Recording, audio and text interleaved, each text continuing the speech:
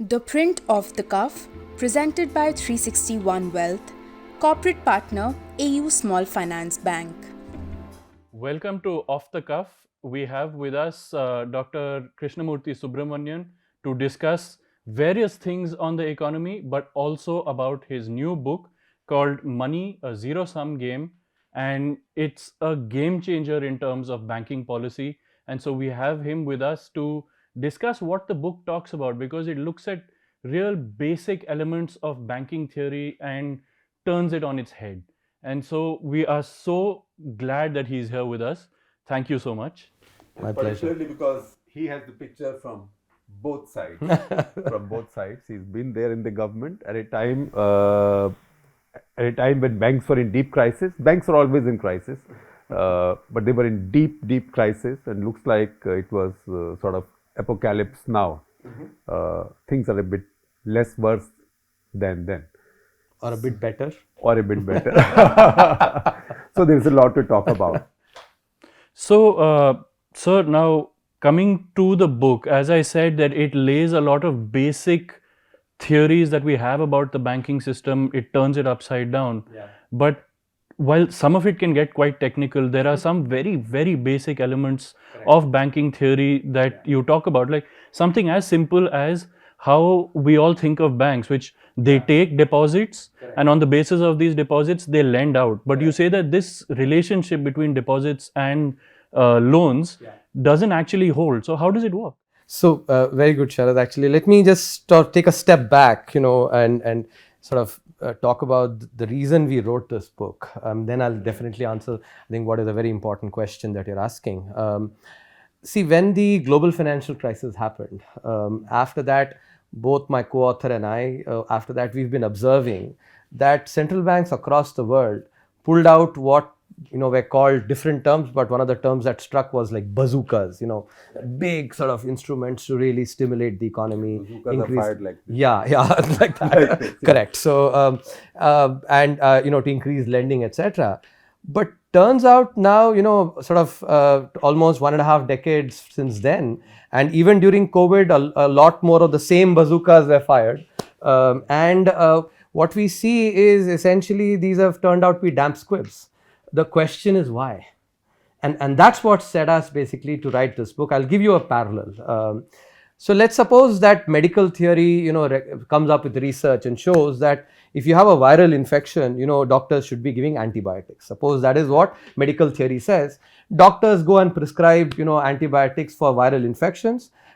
Patient obviously doesn't get better, but doctor's pride is at stake, and basically doctor does not acknowledge that patient is actually getting better. Nor does the doctor then convey to basically those who are doing the research, saying, "Yaar, ye to theek ho nahi raha." So in some sense, basically, so there is both these dynamics at play. The theory, monetary theory, what it recommends and the way it thinks about money itself is flawed, and that is leading to policies that are basically, which were supposed to be bazookas but ended up being damp squibs. Now here's where actually the question that you asked comes in really. See, in macroeconomics, generally, it's very hard to disentangle the direction of causality. It's like, do I make tea or tea makes me? But that is very important for policy. Now, the question that you asked is relevant here. The way conventional theory, theory of financial intimidation, on which this year's Nobel Prize was also given, thinks about banks as basically taking deposits and giving loans. It's like, think about it as they're passing the parcel, but with a small nuance, which is... So they pay an interest, interest X, correct, to those they take deposits from, and charge X plus Y from those they lend to, and that Y, from Y they pay their salaries, their expenses, cover their risk for bad loans, and make their profit. Exactly. So that basically lays on, as you very rightly did, which is that they're actually taking deposits and giving loans in a way that, therefore, they're sort of passing the parcel, right? But with one small nuance, which is they take what are called liquid deposits, liquid money, which can be taken at any point in time, demanded at any point in time, converted into illiquid loans, 5-year loans, 10-year loans, etc. So it's as if, to extend this parallel, they take milk and convert it into ice cream. Liquid milk, and solid ice cream is basically sort of. Now, the fundamental flaw in this is that banks are money creators. they are not just passing the parcel. Why is this notion, why does this prevail? If I, for instance, ask you, Sharad, for let's say a loan of 1 lakh, what will you do? मान लीजिए, if suppose मान लीजिए आपके पास नहीं है वो पैसा, तो मैं शेखर जी से पूछता हूँ, Shekhar ji, he has that 1 lakh and therefore gives me a loan of 1 lakh. So what happens? By the way, all this is notional talk. Absolutely. Nobody has anything and nobody is trading anything, and I'm not giving anybody any money. So continue humoring that example that I'm using. So मान लीजिए, actually, I do ask for. So what will happen? You will basically write me a check. Your deposits will come down by 1 lakh. My deposits will basically go up in the bank. That's how so you can only lend money that you have. That's the notion I'm trying to, which is basically how the theory of financial intimidation thinks about banks as well. But, banks actually can lend. And when they lend, how do they lend? They actually assess the borrower, whether he or she has the ability to repay, the willingness to repay, and they give a loan. And when they give a loan, what happens? And this is the lending division in a bank that does this. The deposits division is doing its own job. Lending division is just assessing. And suppose I approach ICICI Bank for a loan of 1 lakh. The loan is sanctioned. What happens? My deposit is basically increased by 1 lakh, right? That's what happens. So when the loan is sanctioned, the deposit is basically, it is credited to my account as 1 lakh. So an asset of a loan, which is basically what the bank has created, then creates a liability of basically the deposit. So loans create deposits, not deposits creating loans. That's why the direction of causality is basically, the current monetary theory gets it wrong. But then where does this loan come from then? I mean, if the bank has given you this loan, it has to originate somewhere. This is where actually and that's a very good question. See, one of the notions that, and this is a partial answer, which is, so banks, for instance, don't have to have the entire 1 lakh to be able to give a loan of 1 lakh, because what is the, so they what is called the cash reserve ratio, for instance, that's just a partial answer. But if they have a deposit of 1 lakh, they only need to keep basically 5,000 rupees as reserves with the bank. They can, end up lending far more than that. And that is what leads to the concept of the multiplier itself, the money multiplier, because, I, let's say, go and deposit it, whatever money I have in one bank. No, so if a bank, now, both of you know economics, banking, etc. Both of you know the domain. Correct. I don't. So if a bank has 100 crores of deposits, capital, whatever it has, it can't lend more than that. No, it can. How? It can, because if it has 100 crores, what is now what is the decision the bank is making? Suppose somebody approaches, let's say, the bank for 1,000 crore loan. What does the bank do? Bank basically says, does this borrower have the ability to repay, willingness to repay for 1,000 crores? It can give that loan, because it needs to only put up basically. So when it gives 1,000 crore loan, what will happen? It will deposit 1,000 crores into that bank account. So the overall deposits that the bank has goes up to 1,100, of which only 5% needs to be kept as CRR, right? I know, but as from where does the bank get this additional 1,000 crores? That's just an accounting entry. It is basically an IOU, and this is really important to understand. After the gold standard was abolished, all money is just an IOU. When you think about a deposit, what is it? It is just a promise from the bank to you that whatever money you've deposited, they will actually repay. But the it bank to you. Can't make you a promise that bank can't promise you money that it doesn't have. But which is, I completely agree with you here. But it's the key question here is that can the borrower actually repay or not? A lot of the questions that are coming into your mind is still because of the way we think about lending by individuals. That, if you don't have the money, that's why I use that example. If you don't have that 1 lakh, you basically cannot lend it to me. That's not how a bank functions. A bank basically decides whether to give a loan or not. And having worked in a bank, the lending division makes decisions based on actually, do they have deposits or not? All they need to do is to make sure when the Reserve Bank comes to check, do they have 4% in current terms basically plus the SLR? Do they have that amount with the Reserve Bank? And why is this done? Because banks, sort of take into account that not every person is going to come and demand their deposits. That's the key. That, because you have, for instance, you have put the money, let's say in the bank, Shekhar ji has also put money in. Both of you will not go and simultaneously demand that money from the bank, which is why they can go and lend. So they can make the decision to lend independently and only put a fraction of whatever is their balance sheet size, as basically. So what is your new theory? The new theory is that unlike this passing the parcel, which is basically how banks are thought of, which is that unless I have deposits, मेरे पास पैसा नहीं है तो मैं कैसे उधार दूंगा, is basically the theory that prevails. If I don't have the money, how can I lend, is basically the notion that prevails, exactly the way you nailed it. But that is wrong. Banks are money creators. When they give out a loan, they actually create a deposit, because as I just said, that the bank assesses the borrower's credit history, gives a loan, and when the loan is given, it basically goes and and puts a deposit to that amount. We show evidence of this using the demonetization. Apart from obviously conceptually arguing, we provide evidence for each one of these. So if, for instance, this theory that when you have deposits, basically you can give loans were true, the 8.5 lakh crore increase in deposits that happened post demonetization should have actually increased loans by some amount. What actually happened was that the loans decreased in absolute amount by about 1 lakh crore. So there, in fact, instead of increased deposits leading to more loans, actually loans decreased. And we also use what is called this concept of Granger causality, it's an econometric methodology, to show that actually the direction of causality runs from loans to deposits, not the other way around. That's the key part of, and the importance of that, and let me, because why this is really important is, when we think about the money in the economy is comprised of two primary things. One is the cash that I'm carrying in my pocket, in my wallet, the 100 rupee note or the 2000 rupee note. That's the cash in circulation. The other part is bank deposits. Now, almost 90% of the money is actually deposits. It's only 10% is essentially the cash in circulation. This 90% is determined by who? It's the banks.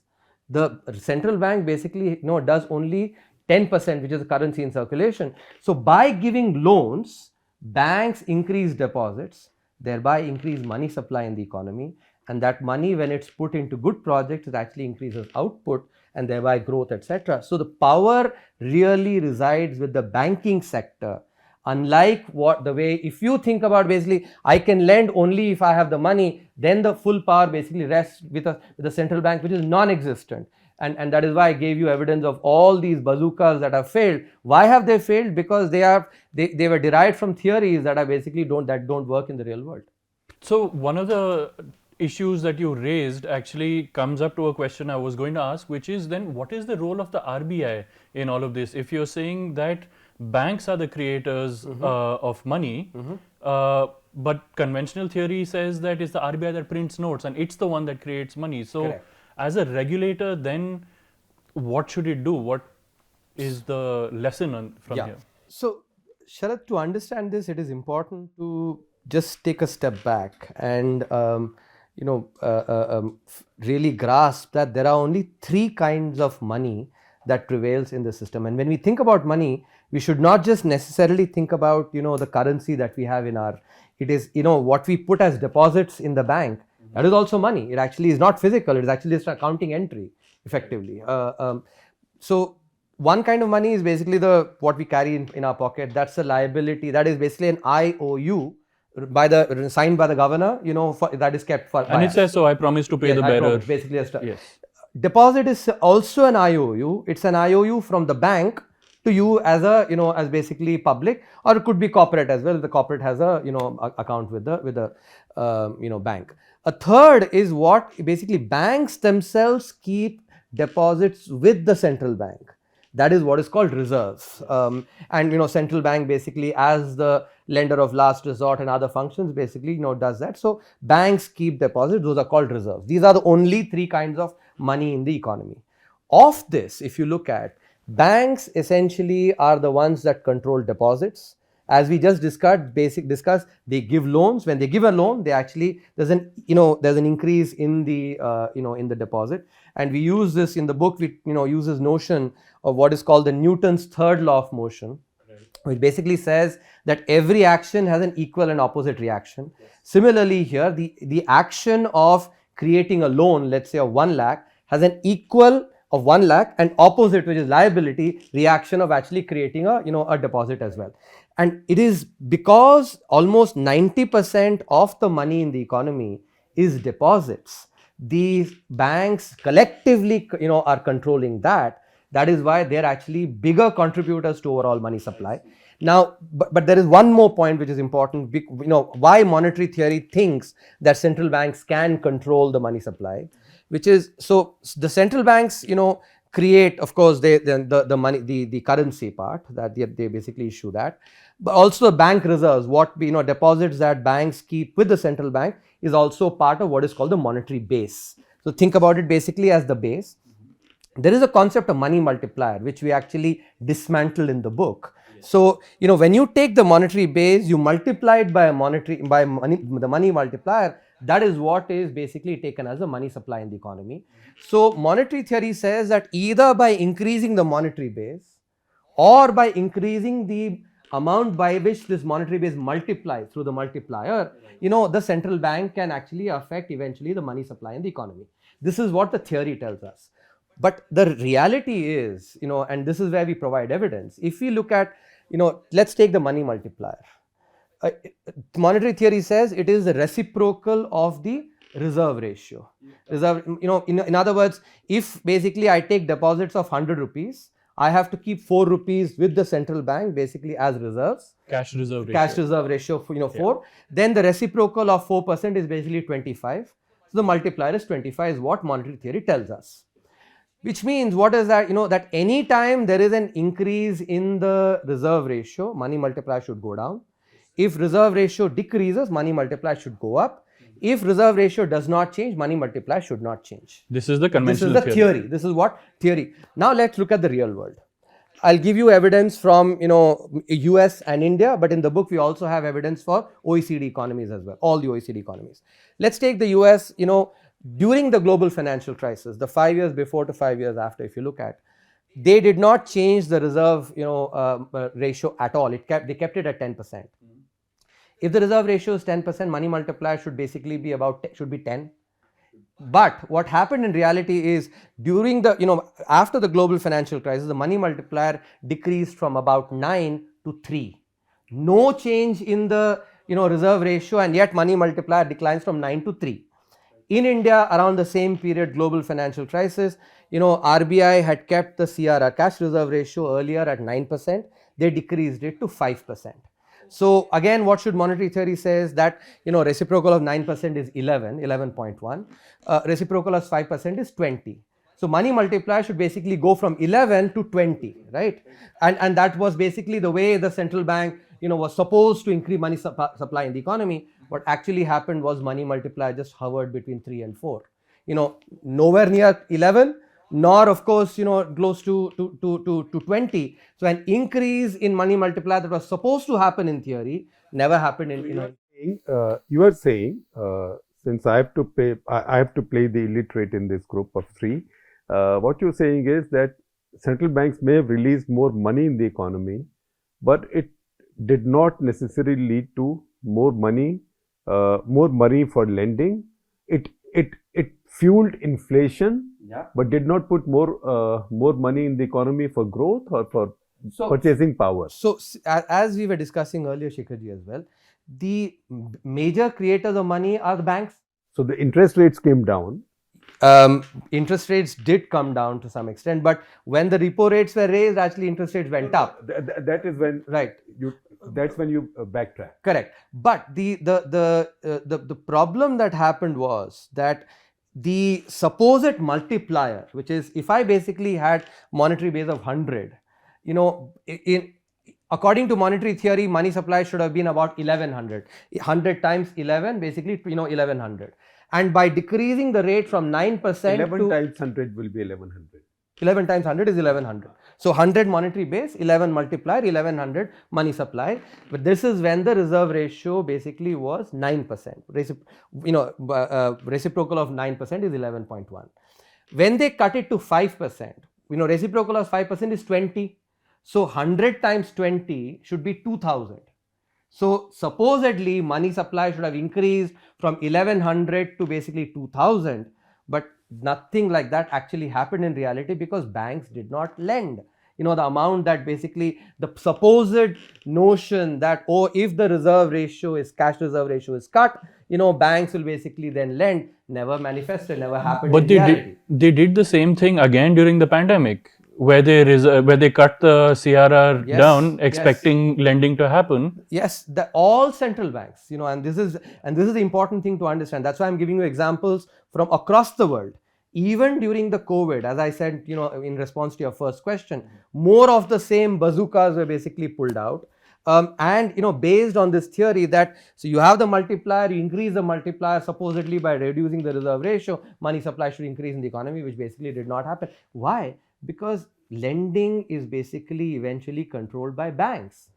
They are the ones that are making the decisions, and any amount of basically saying you lend, banks are going to just assess based on the quality of or the demand for credit and whatever they assess as, and they end up doing the lending. In other words, you have essentially the money supply, 85% or 90% of which is controlled by banks, and the monetary base, which is the Reserve Bank, dancing to two different tunes completely, two different variables. The monetary theory essentially links it, in a way that actually doesn't work in reality at all. That is the point that we are trying to actually show, that central banks, can supposedly control money supply through the money multiplier, which does not work in reality. But this is actually quite a core issue now, even when you look at things like inflation, because they try to, change the cash reserve ratio. They try to make sure banks hold on to more cash and lend less so that inflation can come down. But if you're saying that this dynamic doesn't work, so... Which is exactly, and why does this dynamic not work? Because, fundamentally the theory essentially is saying, as Shekharji was saying earlier, if I don't have the money, where do I lend? In other words, that deposits cost loans. But it is not that actually. So even when, for instance, if you take, let's say, the period of the global financial crisis or the COVID period. So when Reserve Bank cut the reserve ratio from 9% to 5%, there were actually statements in the media by the then finance minister lamenting that, oh, look, we've actually cut the reserve ratio, banks are sitting on reserves, why are they not lending? Similarly, media articles saying lazy banking, based on this notion that, if the reserve ratio is cut, that should basically lead to lending and thereby increase in the money supply in the economy. But as we are pointing out, they're basically two independent variables, which is basically the bank lending. So if monetary policy doesn't work, what instrumentalities are available? Very good question. Very, very good question. The key instrumentality that the central bank has, as I just mentioned, that banks are the critical money creators in the economy. Many central banks are also banking sector regulators. And so the key instrumentality that central banks have is in being able to actually influence bank lending in reality. And here it is important. When we think about bank lending, I always use this notion of a car. The accelerator and the brake. Accelerator is the growth in credit. Brake is basically the risk.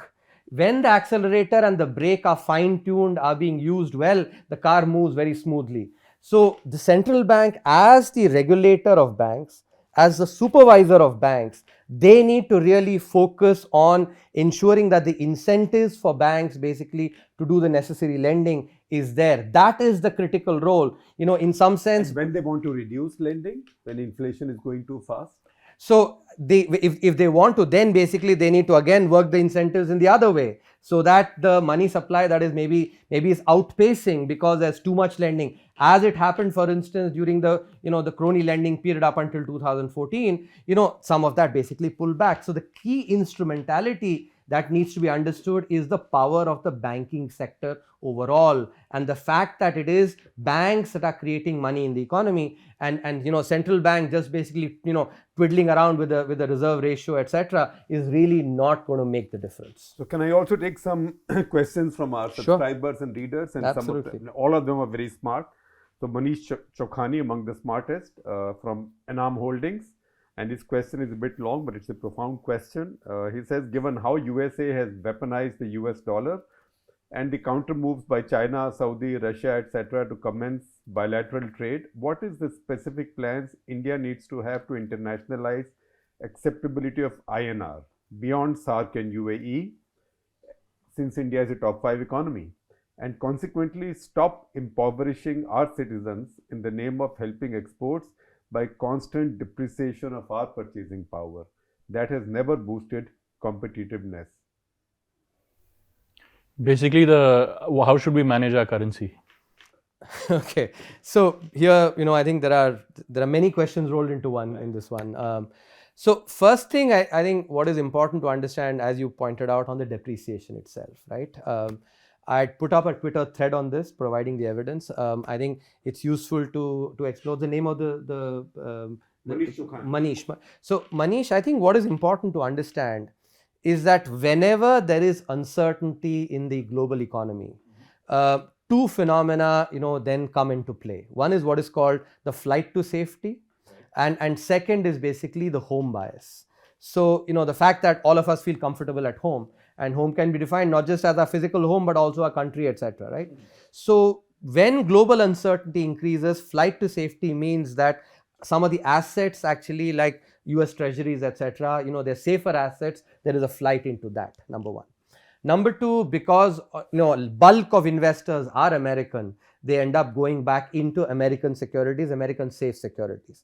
As a result, whether you look at the taper tantrum period, the global financial crisis, or now, the dollar actually appreciates because of this move into US assets. What is critical to understand actually is something which I showed. If you took the period of the taper tantrum, the depreciation of the rupee compared to other currencies was far higher. Yes. Almost close to 60%. Around 2013. Yes, 2013 taper tantrum. Why? Because our macro fundamentals were really weak, in the way in which we had responded after the global financial crisis.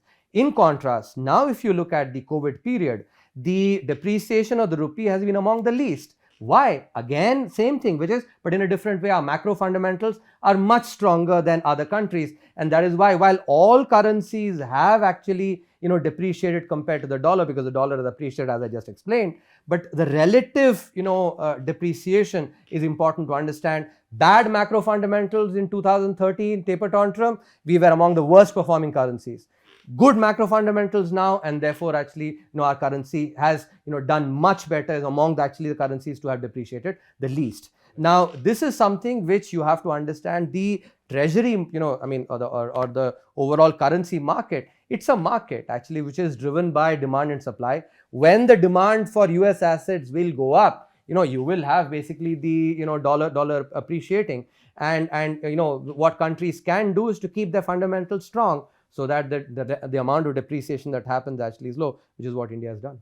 Right. And so now you've spoken about the global economy, and on that topic, we actually have a lot more questions from our subscribers. Yes. And there's quite a lot of fear about what's happening outside and how it's going to impact India. So I'll read out a few. Yeah. So Leeladharan G asks, how is the Indian economy going to fare in this recession and Ukraine war affected world? Yeah. Our strengths and weaknesses and what the government should do. Yeah. Then we have Vasudev Srinivasan, who says the New York Times has written that the Russia war with Ukraine will be a big boost for the Indian economy in due course. Do you believe that? Is this a positive for India? And Nalini Pandey says that the current IMF chief has recently made a statement that 1/3 of the world economy will be hit by recession in 2023. Yeah. What is your opinion would be the effect, if any, on India? Yeah. Should India be worried and brace itself for recession? Yeah.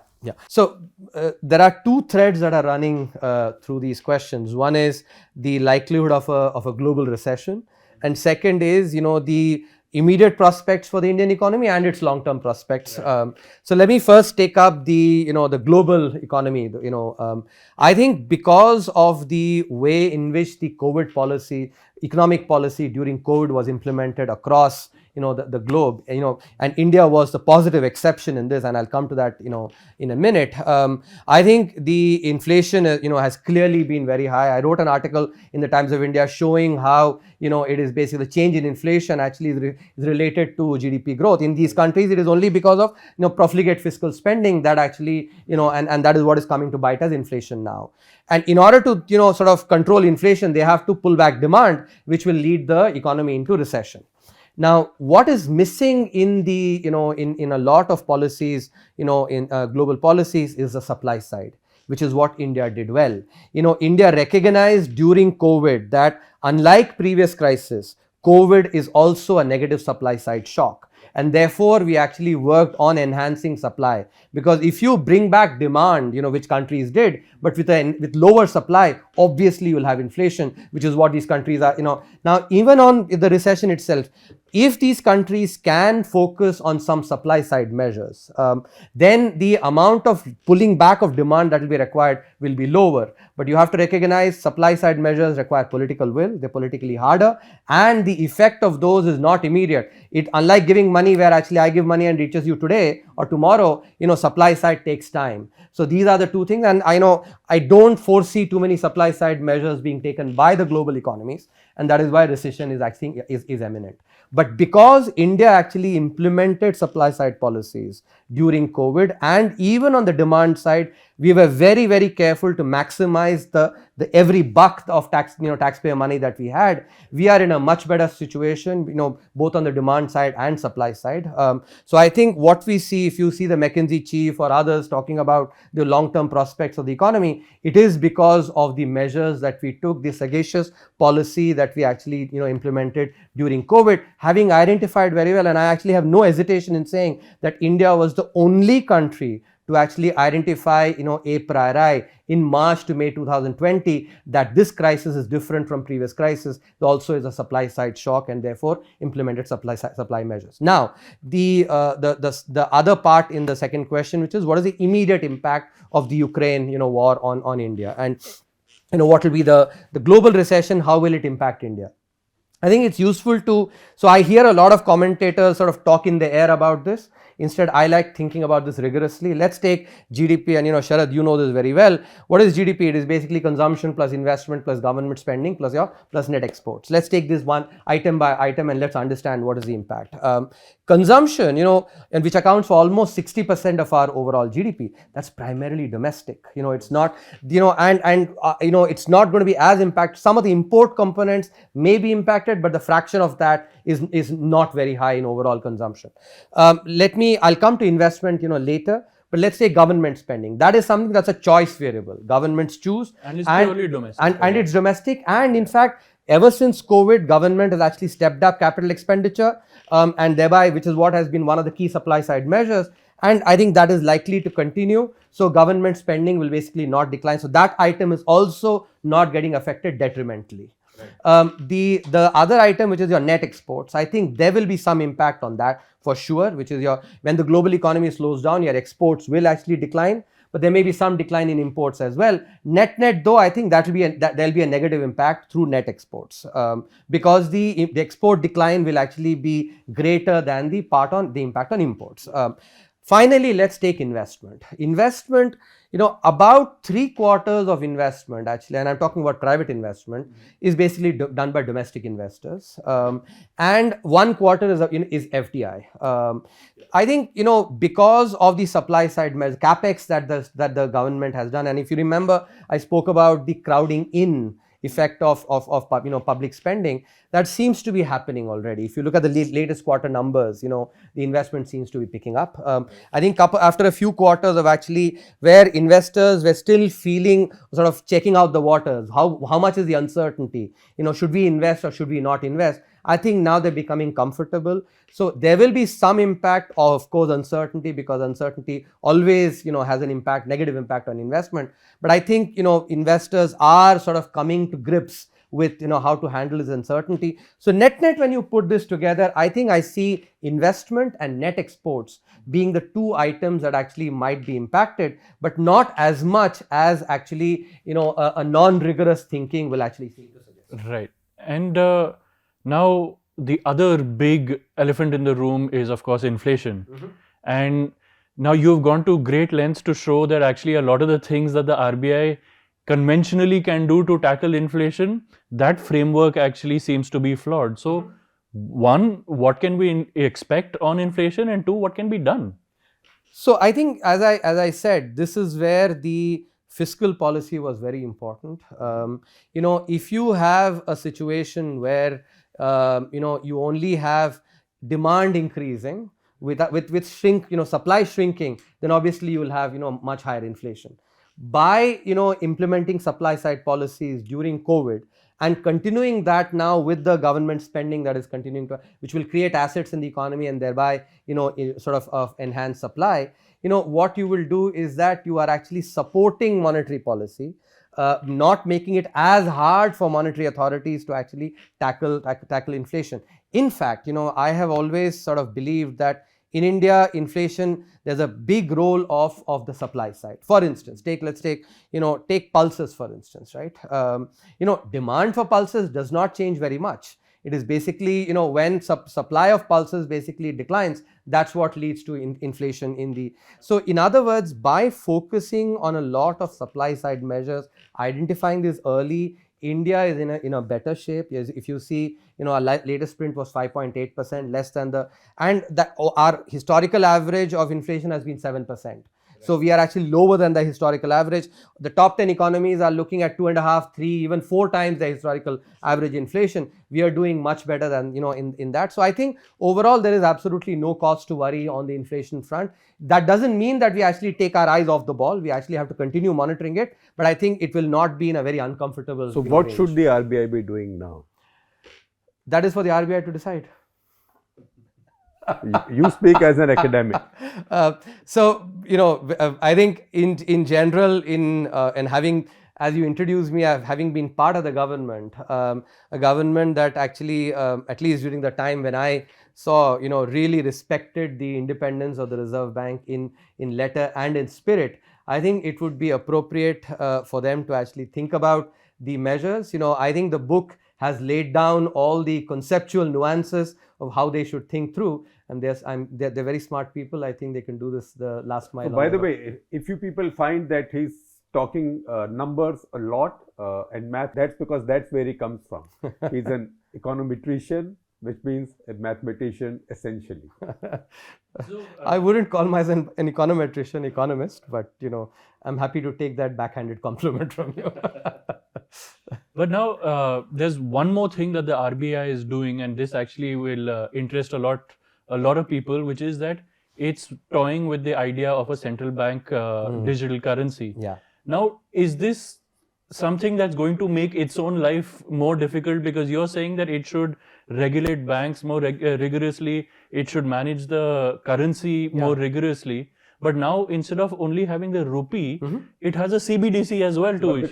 Because also let me add that RBI governor currently is very skeptical of crypto. In fact, he says it's nothing but speculation. Yeah. So I think, so see, we need to distinguish between crypto versus CBDC and CBDC versus currency in circulation. Actually, when you think about it, is central bank digital currency.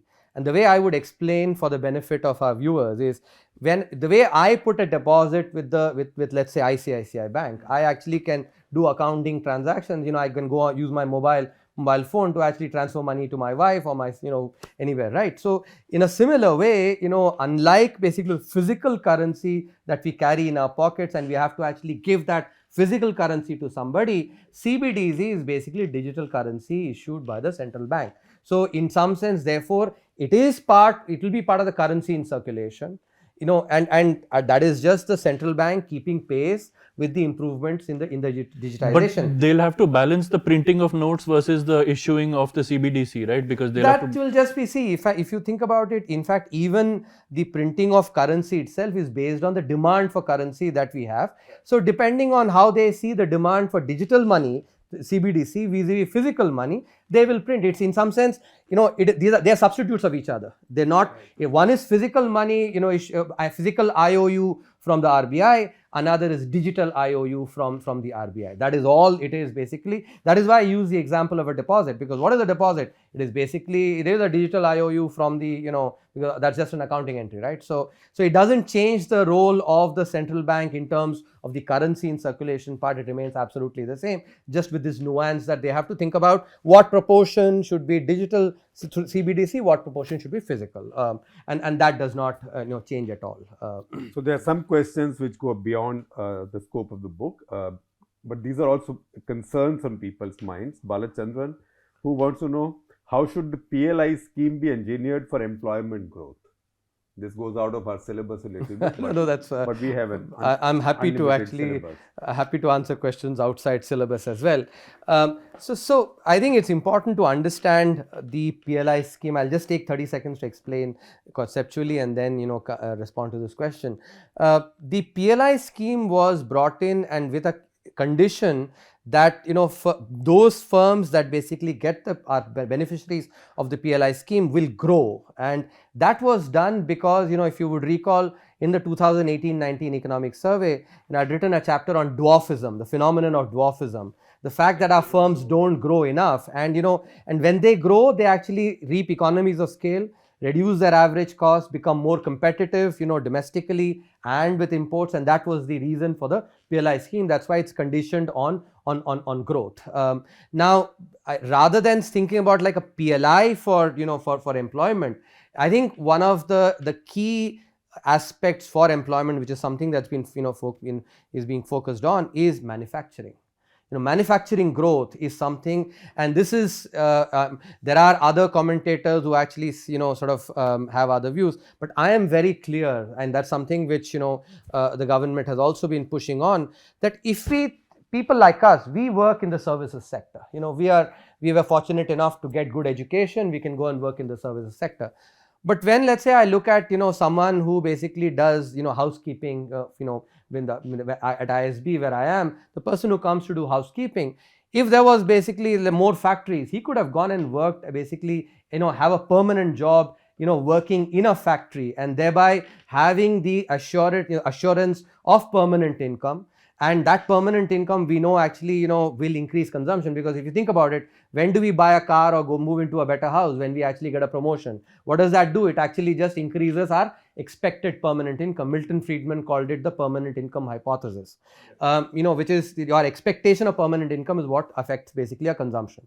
So if you have growth happening through manufacturing, and that's why the measures that have been taken, which is on the power sector, because that power contributes to manufacturing, logistics, the banking sector, cleaning up because capital is very important, scale economies that we talked about, the fact that their average costs have to be lowered. When you put all these together, in the last 70 years, and especially even after 1990s, we've never really thought about the fact that on each of these costs, our manufacturing sector firms are basically paying maybe 10, 15, 20% costs higher, and therefore their average cost is increasing. That makes them uncompetitive, and that is why manufacturing sector growth does not happen. And now, over the last several years, public policy has been really focusing on and trying to actually make these competitive, thereby encouraging manufacturing sector growth. There is no magic wand here actually. I think it is really important to understand, even if you go back to any of the advanced economies, if you look at the US for instance, when did the largest middle class get created? When there was towns like, for instance, Detroit, in Michigan, these were working basically with the General Motors, Ford, and manufacturing sector jobs, and that is really critical for people who are basically in the middle of the the income pyramid, and the education pyramid. For them to get jobs, I think manufacturing sector growth is critical, which is why a lot of the policies, PLI itself actually is contributing to that by encouraging investment. So there is a linked question from Jaideep Gadkari. With rapid invention of technology, rapid increase in technology replacing human labor, only low-key jobs will be generated even with growing economy. What's the best solution to address this paradox? Jobs. Yes. So here I think I do not completely agree with the thesis in that question. So there is always this notion that technology sort of affects jobs. Shekharji, you will remember there was this movie, Dilip Kumar's movie Naya Daur. If you recall, that actually captured this idea where you had basically a van competing with a tanga, right? Insan or machine ki Machine, ladai. exactly. And that was the line. Correct. Now, of course, Bollywood style, the tanga wins in that. But if you think about it, has it been the case that when tangas got replaced, that there was mass job loss? No. Was it the case that when ATM machines came in, actually tellers, we used, you and I, both of us have gone to those tellers, withdrawn cash. Has there been, By the way, I am of the generation that has been on Tongas. I have also actually as a kid. Very much so in Delhi. No, and because I come from a small town, I've done that too. So, if you look at technology over the last 200, 300 years, this has always been a fear that has actually prevailed. Oh, technology will take jobs. What technology actually does is it changes the nature of jobs. For instance, when you had basically the Tongas being replaced by vans, you had basically drivers. Instead of Tonga drivers, you had basically van drivers, that came in. So it's just a change. And similarly, when tellers came in, you basically needed people who basically had to provide security for that, ATM machine, people who had to ply in money, actually put it there. And, the nature of jobs changed. I think, so, if the last 200, 300 years is any illustration, I think fears about basically technological upgrades actually increase jobs. Yes, in fact, many, and in fact, even at the macro level, and I've given you these macro level anecdotes. Macro level, we showed it in the 2018-19 economics of evidence as well, that, actually capital and labor are not substitutes. They do complement when you look at it in a careful manner. So I think some of these fears are overblown. So we have one very brutal question from Krishna Kumar, which is, why aren't we becoming a 5 trillion economy soon enough? Do you think the recent impetus on manufacturing, as you mentioned, will bring the change, since we jumped from agriculture to services before? Yeah, so I think there are two questions embedded in there, right? So because I've already answered the manufacturing, let me just follow up on that. I think the manufacturing sector growth is really critical. As I mentioned before as well, we missed that particular sort of growth phase, because when we look at the way other economies have generally grown from more primary agriculture to manufacturing and then to services, and we haven't, and especially for a country like India with a population of 1.4 billion, I think manufacturing is very, very very important. So I think that is something that will deliver growth by increasing consumption, as I just explained in the economy, because aggregate, when people get jobs, in the permanent jobs in the formal sector, they actually do spend more, and that increases consumption, which can then sort of run the virtuous cycle in a much faster manner. Now, as for the various goals that I think, let's be honest and recognize that every country has had to actually sort of change their goals because of the COVID pandemic. You had a global economy that basically went down almost 5%, and while India now has recovered, in fact, if you in the article that I wrote in the Times of India in September, we have over a 3-year period, we've actually registered the maximum growth among the top 10 economies, and some of the policies that we have put in place has positioned us to actually grow much faster, over the next 10 years. I think the rest of the globe actually may still be, when will they come out of this recessionary period or this period of uncertainty where you have recession and inflation, that is something which is actually cannot be said as yet. So in other words, for those countries, whatever goals they had, those had been put off by COVID, but will also get put off by the current period of uncertainty engendered by the war. I think that is something which is, it was basically a once in a century shock that has actually affected goals everywhere. And I think that, so some resetting, is inevitable, and I think has happened in every country. So 5 trillion realistic, but maybe a little later. Of course, later. Absolutely. There's no 5 trillion and onwards onto 10 trillion as well. So in conclusion, question from Vasudev Srinivasan from GTS Filters and Systems, who's obviously read the New York Times article by Roger Cohen and his colleague. New York Times has written that Russia's war with Ukraine will be a big boost for India's economy in due course. Do you believe that? Is this a positive for us? Yeah. And with that, list some positives for India's economy, and some negatives if you so wish. Sure. So I think Sharad did sort of bring up this question before, but I think Vasudevan's question is a important one. So let me respond. I think as we have discussed, in sort of a wide-ranging discussion, the number one, the way we responded to COVID by not following the rest of the world, thinking on our own, using first principles, especially focused on the demand and supply, balancing both of them, together with basically the focus on manufacturing, which actually can really speed up the virtuous cycle. I think overall India is indeed positioned well to basically respond to the uncertainties that are coming in. So what are the strengths of the I think current strength? I think one of them is clearly the fact that we do have a vibrant digital economy, and India is the only country that has created digital public goods. If you look at other countries, they've been created basically as private goods, and public goods, the benefit of that is because they get priced actually better. Access to that is far more universal than with when they're created by private actors, and that can really sort of pitchfork onto on lending, on overall, even on job creation, labor markets. So there's, I think, a lot that can be done from the digital economy itself. So you're saying an example like the account aggregator framework, like those kind of things? Yes, absolutely. Okay. For instance, I mean, account aggregator is just one part, right? Yeah, right. Because see, it's important to understand what does a bank, assess when it has to give credit. It basically is two things. It is the ability to repay and the willingness to repay, and that is based on data. If they don't have any data or reliable data, on a borrower, whether that borrower is an SME or an urban poor or a rural, farmer, if they don't have data, they can't give, give loans. But what the account aggregator, the e-rupee, many of these that are coming in together do is to basically provide that data. For instance, take basically the hawker that actually sells in Sarojini Nagar here, right? You can pay him, in Google Pay or Paytm. So over the last, 2 years, 3 years, he has the entire record of how much he's earning, and in a credible way. Earlier he may say कि भाई मैं तो 1 लाख कमाता हूँ. The bank may not trust him. Now he can show, देखिए आप मैंने 1 लाख मैंने transactions में आए हैं, right? And that can actually then mean if he wants to not hawk on the street there but open a shop, he can approach a bank and get loan for that.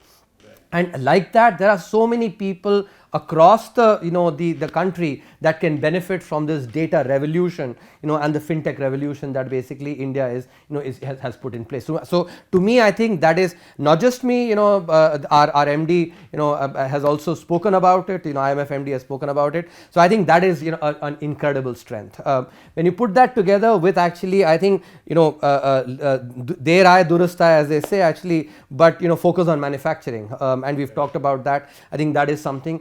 In terms of the uncertainties or some of the concerns that Shekhar ji was focusing on, I think the global environment itself is something, how is that going to for instance affect our exports? I think that is something that I would actually really put down as at the same time also, while we are seeing green shoots on the investment part, I think it'll be good to see robust growth in investment as well. There has been a period of uncertainty when private sector has obviously sort of stayed sort of on the sidelines, but I think that's the other part that I would actually, it's both an opportunity but at the same time also something that I'll be watching carefully. So on which note we'll bring this conversation to an end. With Subbu you can go on talking forever, but you know what? One thing that only his friends know, and unfortunately his talents have not been adequately recognized, is that he is a very good singer. So I did ask him that चुपचाप मेरे कमरे में बैठ के गाने का, घर में बैठ के गाने का क्या फायदा है? Sing us a couple of lines. So think of a couple of lines that you want to sing for us, for our viewers.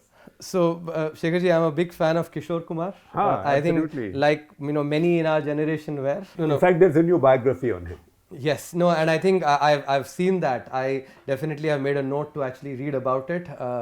So there's this beautiful movie Yarana, you would remember, Amitabh Bachchan, Amjad Khan and Neetu Singh, where this song that Amitabh Bachchan sings is a very, I really love that song, so I'll just hum a couple of lines for our viewers.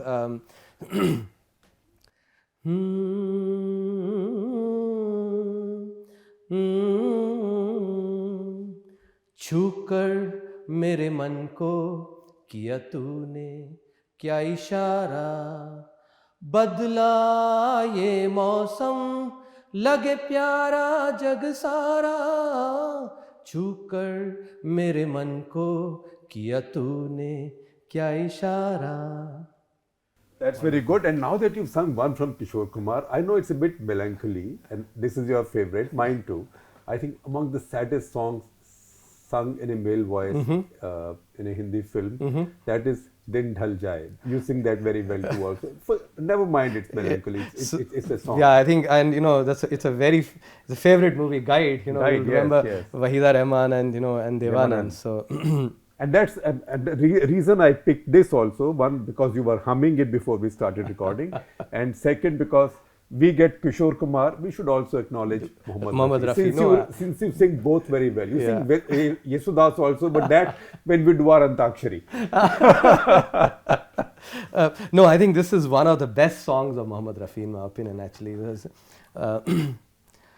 Din dhal jaye hai रात न जाए, दिन ढल जाए हाय रात न जाए, तू तो न आए तेरी याद सताए, दिन ढल जाए. प्यार में जिनके सब जग छोड़ा और हुए बदनाम, उनके ही हाथों हाल हुआ ये, बैठे हैं दिल को थाम. अपने कभी थे अब है पराए, दिन ढल जाए हाय रात न जाए, तू तो न आए तेरी याद सताए, दिन ढल जाए. चलिए, आपको हमारी याद सताएगी, हमको आपकी सताएगी, और आप वापस आएंगे यहाँ पे, and we'll carry this conversation forward. So once again, thank you very much for finding time for us, for singing for us, and also congratulations and best wishes for this book. Thank you so much, both Sharad and Shekhar. ThePrint Off The Cuff, presented by 361 Wealth, corporate partner AU Small Finance Bank.